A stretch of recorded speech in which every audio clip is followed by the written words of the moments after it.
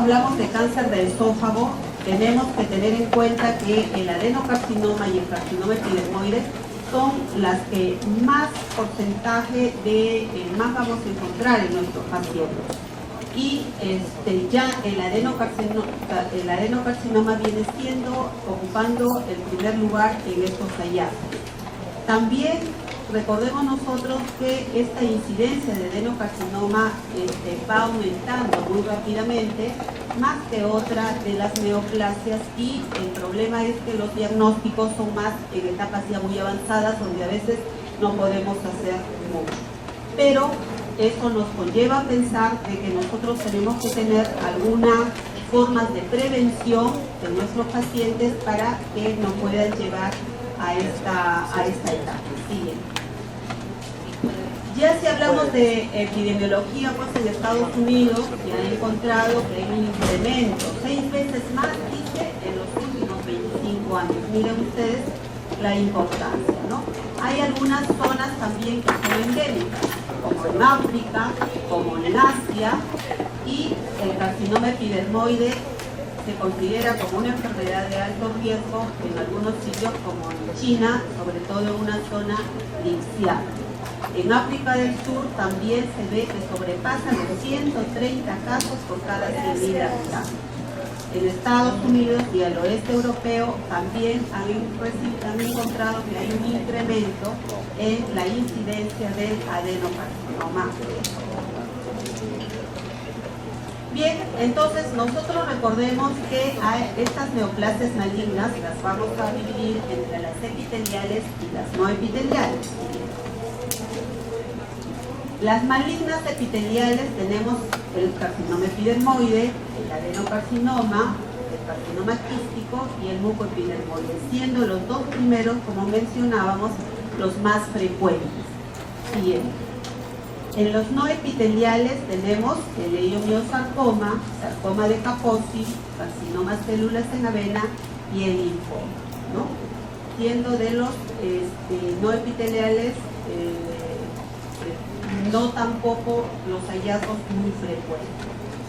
Si nosotros primero vamos a hablar sobre el carcinoma de células escamosas, el carcinoma epidermoide, y vemos pues que de las neoplasias de esófago es la más común, ¿no? Tiene un mal pronóstico porque solo el 8% de los pacientes ya diagnosticados van a sobrevivir después del hallazgo a los 5 años. Y la incidencia se ha visto en regiones geográficas muy específicas, como mencionábamos en China, la alta incidencia del mismo. Siguiente. ¿Y qué es lo que hace que se produzca este tipo de cáncer de esófago?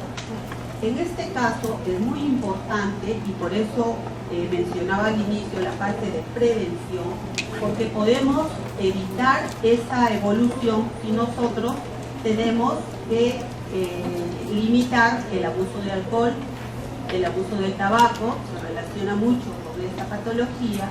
También en grupos económicos bajos también se ha visto que hay una alta incidencia del mismo, y sobre todo la dieta baja en vegetales y frutas.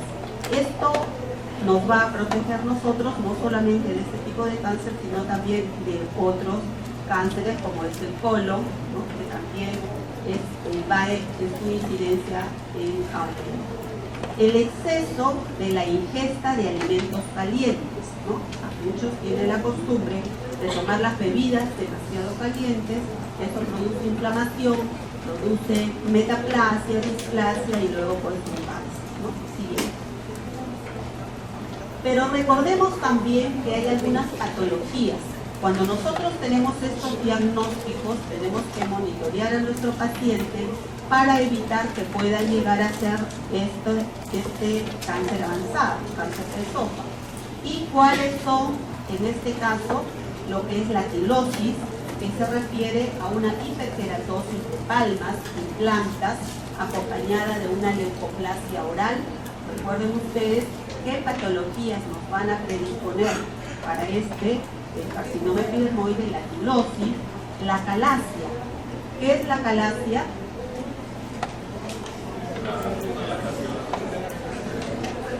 todos ya vemos, nosotros conocemos que hay una hipertonicidad por una degeneración de los plexos dientéricos, produciendo pues una dificultad en lo que es la relajación del esfínter esofágico inferior, y por lo tanto hay un aumento también del tamaño del esófago, y radiográficamente nos da las famosas imágenes de pico de ave o punta de ave. No, alguien me dijo pico de loro, no, un pico de ave. Bien, las estenosis también, las estenosis crónicas, el carcinoma escamoso de cuello y cabeza, las exposiciones a radiaciones, también el estrus celíaco, enfermedades también como el síndrome de Plummer-Vinto, que se asocia con anemia, se asocia con una membrana, el esófago superior y los divertículos esofágicos. Entonces recordemos, si nosotros hallamos endoscópicamente estas patologías, tenemos que tener en cuenta el riesgo de mi paciente a desarrollar este cáncer. Sí es.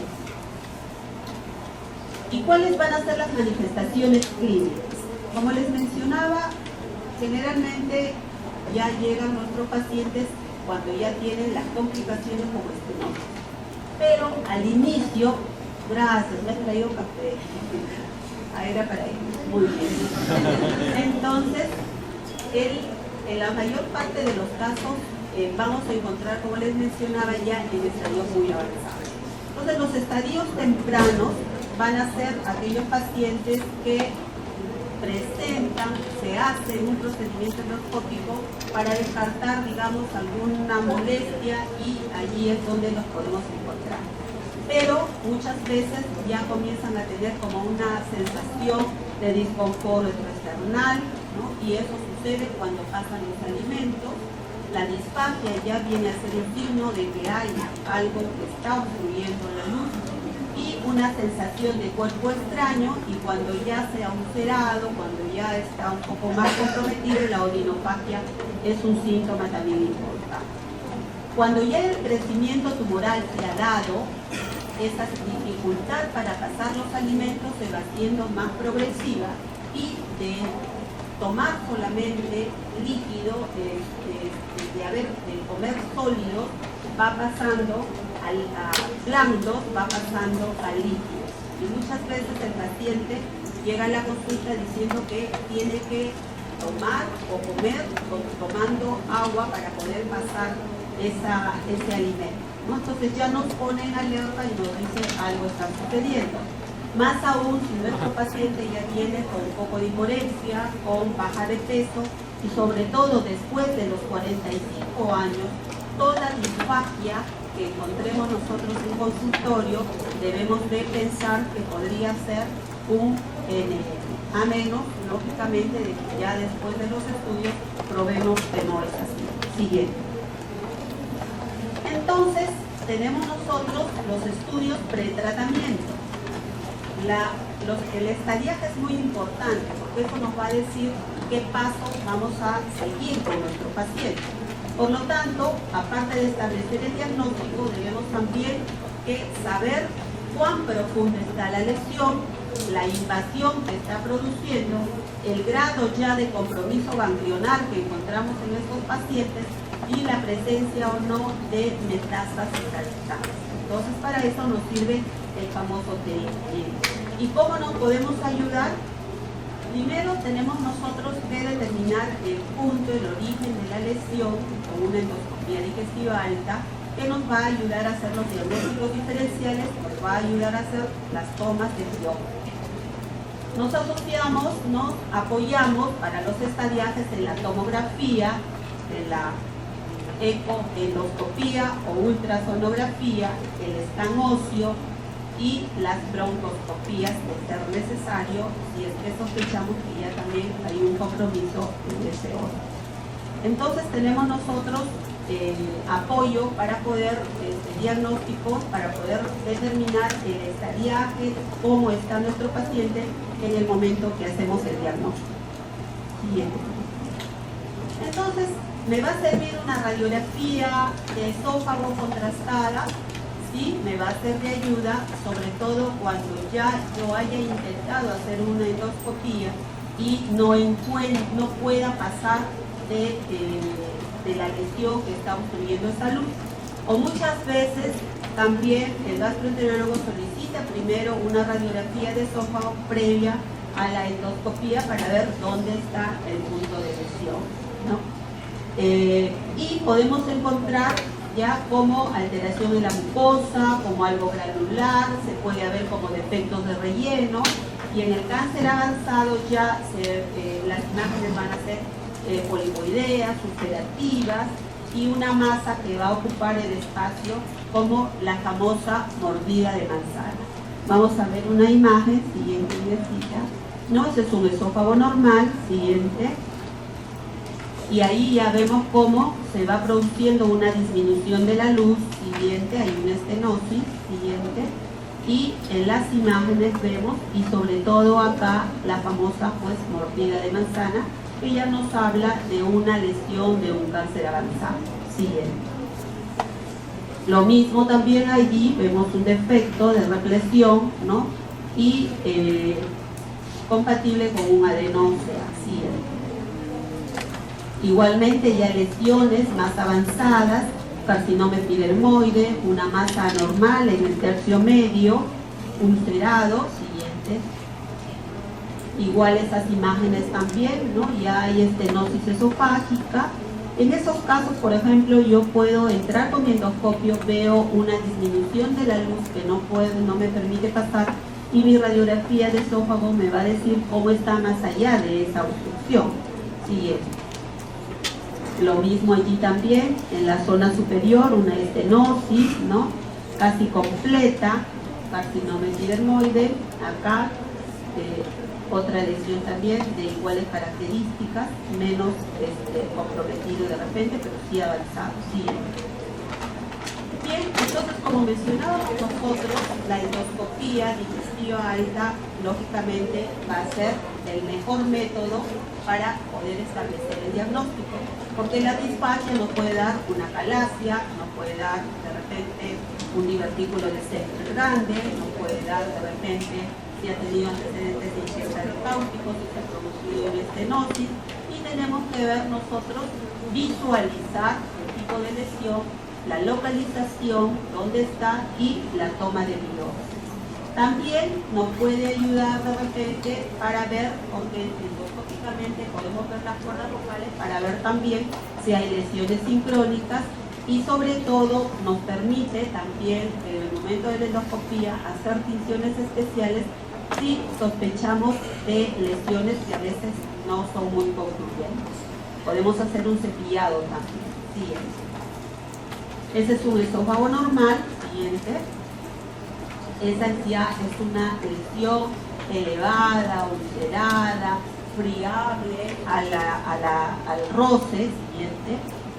De igual forma, miren cómo ya se ve la úlcera, se ve todas unas lesiones polipoideas grandes que disminuyen la luz esofágica. Siguiente. Allí se ven lesiones ya ulceradas con fibrina, no está produciendo todavía una estenosis, pero ya. Siguiente. La tomografía, como les mencionaba, va a ser útil para el estadiaje. Más o menos tenemos su precisión entre un 39 a 100%, siempre y cuando sea con un buen equipo y quien lea también sea experto. La invasión de la aorta y el compromiso traqueobronquial contraindican ya una cirugía, y también tenemos que tener mucho cuidado con las tomografías porque nos tienen que dar también las imágenes del compromiso ganglionar. De repente podemos usar también la ecoendoscopía como un método asociado. La resonancia es similar a la tomografía en cuanto a su rendimiento, y si asociamos, como les mencionaba, la ecoendoscopía, sobre todo nos va a ser de ayuda cuando las lesiones son muy pequeñas. Siguiente. Allí vemos pues imágenes ya de lesiones avanzadas. Siguiente. Y hablábamos de la endosonografía, ¿no? Este método diagnóstico ya muy usado últimamente y que pocos hospitales lo tienen, nosotros lo tenemos en el Hospital Hipólito Unanue. si no me equivoco, lo tienen en Loaiza también, ¿no? En Minsa, y en Salud lo tiene Almenar y Rebarriada, ¿no? Es un equipo muy costoso, pero nos es de mucha ayuda y permite ver toda la estructura de la pared esofágica con todas sus capas, que nos permite correlacionar estos hallazgos con lo que hemos encontrado endoscópicamente.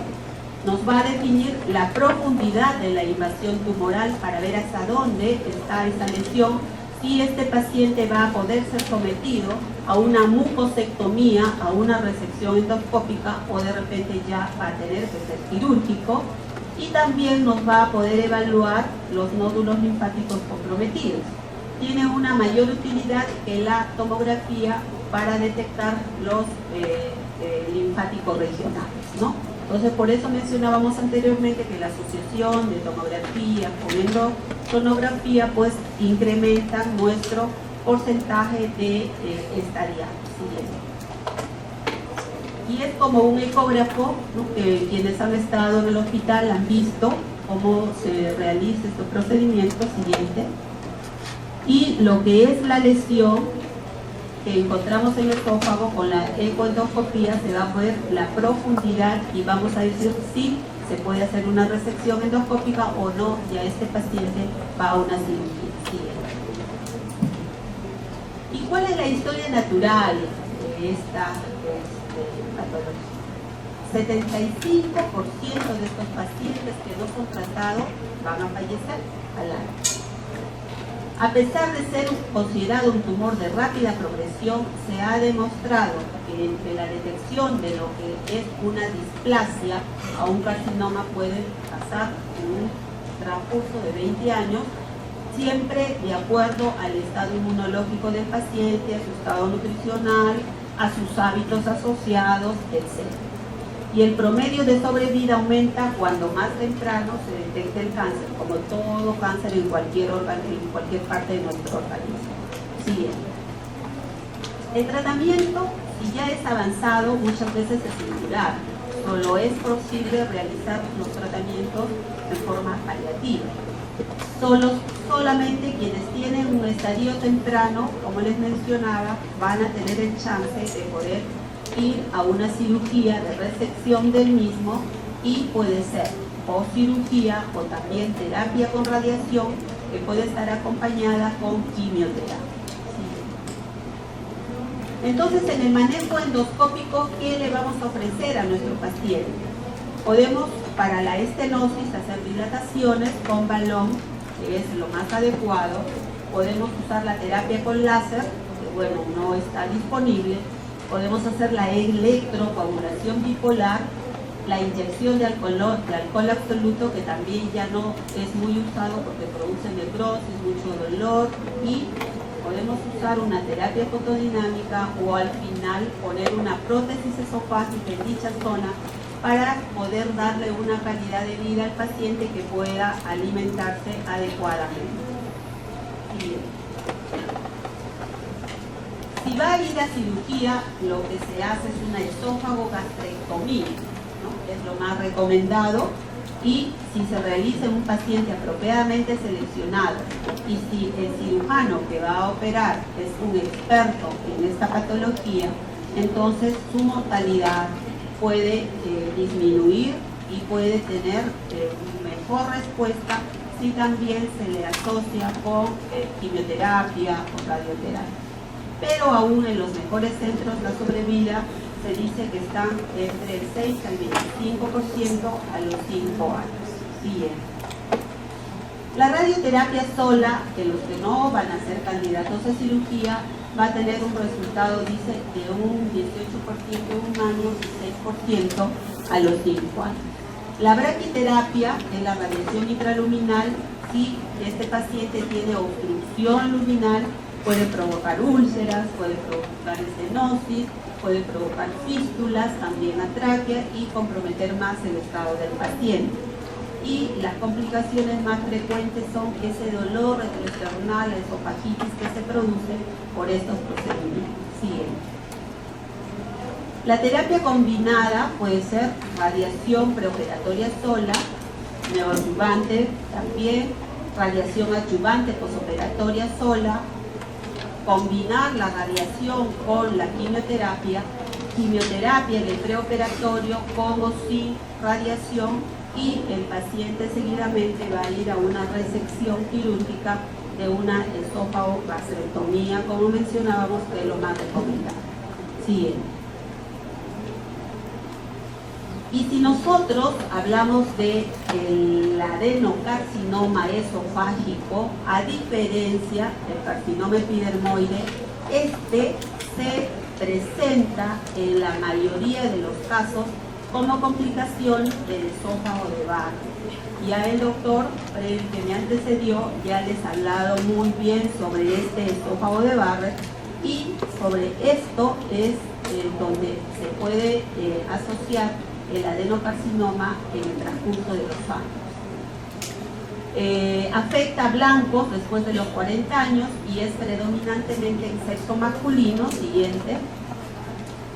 El esófago de Barrett, ya sabemos, ¿no?, es el desarrollo de una complicación de la famosa enfermedad de reflujo gastroesofágica en forma crónica, y este epitelio normal del esófago va a ser reemplazado por uno de tipo metaplásico. Y la incidencia entre Barrett y cáncer son de 500 en 100.000 casos. Entonces, recordemos mucho la asociación de las patologías que hemos mencionado anteriormente con el carcinoma epidermoide y del esófago de Barrett con el adenocarcinoma, ¿no? Entonces, nosotros, ¿cómo encontramos un esófago de Barrett? Sobre una línea Z regular vamos a ver cómo cambios de la mucosa, que pueden ser en lengüetas o pueden ser en islas, y de allí se toman las biopsias para poder determinar si es o no un Barrett y hacer el seguimiento a este paciente para que no llegue a un adenocarcinoma. Sí. Ven cómo esta línea Z ya no es regular, sino se cambia la mucosa como una lengüeta, siguiente, y como en islas, que mencionamos ahí también. Siguiente. Bien, igualmente las manifestaciones clínicas en los estadios tempranos es silente. A veces el paciente llega a la consulta por síntomas propias del reflujo, por pirosis, regurgitación, y se le puede hacer el diagnóstico de este tipo de este cáncer, ¿no? Generalmente, como les menciona ahí, pues son los síntomas más de reflujo, y las biopsias deben ser una forma adecuada, sobre todo en todo alrededor del esófago, para poder determinar bien en que si estamos frente o no a una lesión incipiente o es solamente un esófago de Barrett. Cuando la neoplasia crece, presenta pues los mismos síntomas del carcinoma de células escamosas que hemos mencionado anteriormente, como un disconfort, como dinofagia, con disfagia. Siguiente. Y la infección a diafragma, estómago e hígado es más frecuente que en el cáncer de células escamosas, y típicamente se puede evidenciar como lesiones planas o ulceradas. Puede ser también del tipo polipoideo, y acá vamos a ver que el compromiso linfático va a ser más precoz. Radiológicamente y endoscópicamente va a ser muy parecidas las lesiones en ambas, tanto en el carcinoma, el adenocarcinoma, como el de células escamosas. Pero la localización nos va a ser de gran ayuda. El adenocarcinoma va a estar más localizado va a ser en la zona distal, y el carcinoma epidermoide es más frecuente en el tercio medio del esófago. Esos pueden ser diagnósticos diferenciales y ayuda a nuestro diagnóstico. Siguiente.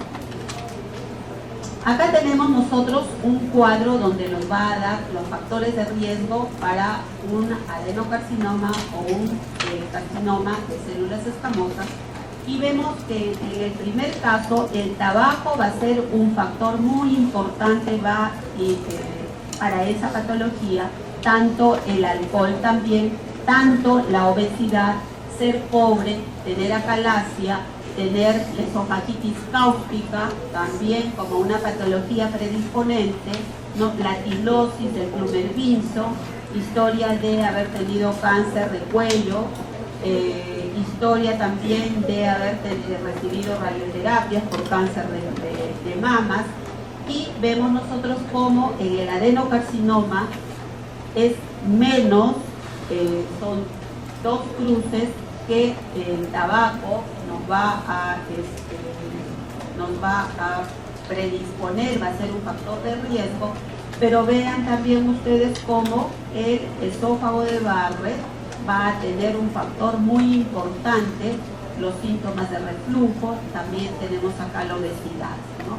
Entonces, más o menos son factores de riesgo diferenciales para una u otra patología. Siguiente. El TNM famoso que ya conocemos, siguiente, igual, siguiente, mirencita. Y el tratamiento, entonces, vamos a ir también de igual forma. Si es una lesión que es precoz y no está en la mucosa, se puede hacer una mucosectomía, de lo contrario va a ir a una cirugía, medidas paliativas, y no es radiosensible acá, así que la radioterapia, quimioterapia sin cirugía controla solamente un 52 al 92%, teniendo un promedio pues de 60 y tantos, ¿no? Con cirugía adicional alcanza un 95% y la vida media con o sin cirugía de 10 a 32 meses. Por eso mencionábamos nosotros que como en todo cáncer en cualquier parte de nuestro organismo, el diagnóstico precoz, valorar las patologías predisponentes y el estado también inmunológico y nutricional de nuestros pacientes son factores importantes. Siguiente. Acá más o menos para mencionarles cómo si es que el paciente no va a ser operado, entonces lo que más terrible es de que quiera comer y no pueda porque hay obstrucción en ese nivel de esófago. Puede también hacerse, si el paciente ya no desea ningún tipo de tratamiento, hacer una yejunostomía para una nutrición enteral. Pero tenemos también la opción de una terapéutica endoscópica, que son las prótesis, siguiente, ¿no? Mediante una guía, siguiente, se va a ingresar estas prótesis expandibles, hay diversos tipos, siguiente, como les mencionaba ahí, tamaño, tipo, siguiente, y va a quedar así, como una malla, digamos, como algo que va a permitir que el paciente pueda ingerir sus alimentos por vía oral hasta que, bueno, suceda el descenso del mismo, ¿no? Siguiente. Concluyendo, hay que evitar los factores de riesgo como el alcohol y el tabaco. Supongo que ya ninguno de ustedes fuma, antes era la moda del tabaco, ¿no? Pero ya últimamente ya sabemos todo el riesgo, así que eliminamos el tabaco. El alcohol también factor de riesgo, sobre todo los excesos. Mejorar la alimentación, sobre todo nuestros pacientes que tienen mayor riesgo son aquellos alcohólicos y desnutridos. Ahí sí se sacan la tinta. Entonces tenemos que mejorar su dieta, más vegetales, verdes y amarillos, ¿no? Estos son ricos en betacaroteno. También es importante la vitamina C como un método también de prevención, como un alimento que nos va a ayudar. Y hay algunos niveles de ciertos oligoelementos como el selenio, el molibdeno, el zinc, que hay una relación inversa en la mortalidad por cáncer de esófago. Sobre todo en las zonas donde hay una alta incidencia, como ya hemos mencionado, como en China, en África, es de gran ayuda. Y sobre todo, al final de las conclusiones, lo mejor que podemos hacer es un diagnóstico precoz. Si tenemos un paciente que viene a la consulta por dolor retroesternal, por disconfort cuando pasan los alimentos, entonces no lo estemos pasando, ya toma esto al siguiente, cita en un mes, cita en 30, cita en 40 días, y ya cuando hagamos el diagnóstico pues ya sea montado. Entonces, sobre todo más de 45 años, con cualquier problema de disfagia, dificultad para pasar los alimentos, es bueno hacer una endoscopía de evaluación. Siguiente. Bien, ¿preguntas? Ok, chicos, eso es todo. Gracias.